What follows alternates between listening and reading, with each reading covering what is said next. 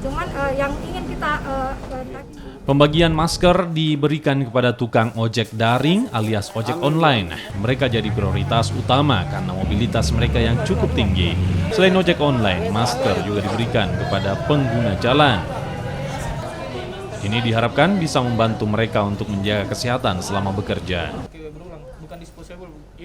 Masker ini tadi saya bilang ada 10.000 kita buat, masih ada menyusul sebenarnya, masih ada belum, masih ada yang dijahit, mungkin besok atau lusa selesai ya. Nah ini adalah kumpulan daripada ini ide daripada kebetulan Dr. Sulki Damopoli adalah Ketua Ikatan Alumni Radiologi FK Unhas ya.